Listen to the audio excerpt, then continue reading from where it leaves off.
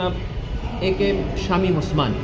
উনি জুলাই গণঅভ্যুত্থান চলাকালে নারায়ণগঞ্জে যে মানবতাবিরোধী অপরাধ সংগঠন করেছেন তার ধারাবাহিকতায় উনি তৎকালীন স্বরাষ্ট্রমন্ত্রী জনাব আসাদুজ্জামান খান কামাল এবং তৎকালীন সেতুমন্ত্রী আওয়ামী লীগের সাধারণ সম্পাদক ওবায়দুল কাদের সাহেবের সাথে নিয়মিত মোবাইল ফোনে যোগাযোগ রাখতেন, যার কল রেকর্ড এবং সিডিআর আমরা ট্রাইব্যুনালে জমা দিয়েছি, যেটি তদন্ত সংস্থা আমাদেরকে দিয়েছে।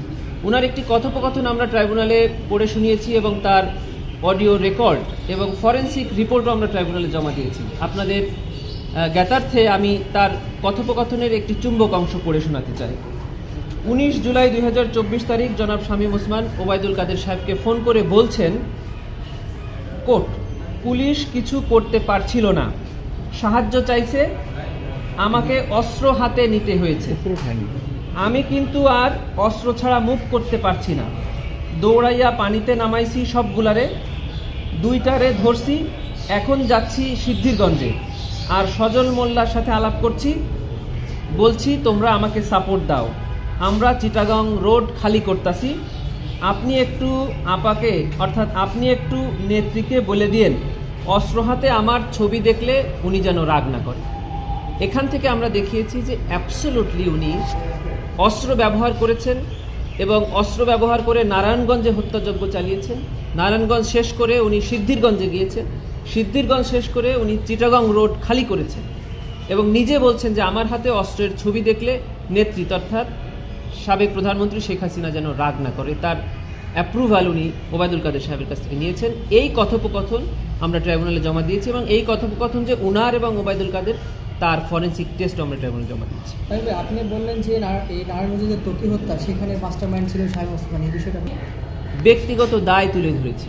সেখানে জুলাই গণঅভ্যুত্থানে তারা যে অপরাধ কর্মকাণ্ড করেছেন তার পাশাপাশি তাদের একটি পরিচয় তদন্তকারী সংস্থা আমাদেরকে দিয়েছেন, সেটা আমরা ট্রাইব্যুনালে পড়ে শুনিয়েছি যে এই আসামিরা এই অপরাধের বাইরেও আরও কী কী করেছেন। সেখানে আমরা দেখিয়েছি যে এই আসামি নারায়ণগঞ্জে ত্রাস ছিলেন, সেখানে তিনি নানান রকম অপরাধ কর্মকাণ্ডের সাথে জড়িত ছিলেন এবং নারায়ণগঞ্জের বহুল আলোচিত ত্বকী হত্যাকাণ্ডের বিষয়েও তার সম্পৃক্ততা ছিল।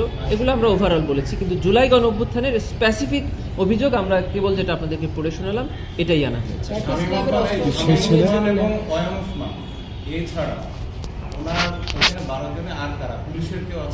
এখানে ভিডিও, নারায়ণগঞ্জের এই মামলাটি বেসিকলি ভিডিও বেসড অ্যালিগেশন।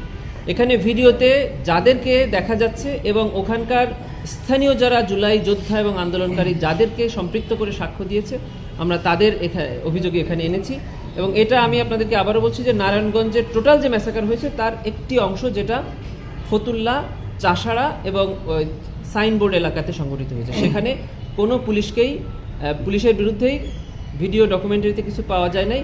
তবে সিদ্ধিরগঞ্জ সহ আশপাশে আরও অনেক ইনভেস্টিগেশন চলছে, সেখানে পুলিশের উপস্থিতি তদন্ত সংস্থা ইতিমধ্যে পেয়েছে, তাদেরকে আমরা জিজ্ঞাসাবাদও করেছি বেশ কয়েকজন। জি, আপনারা জানেন যে বিভিন্ন জেলায় রাইফেলস ক্লাব থাকে।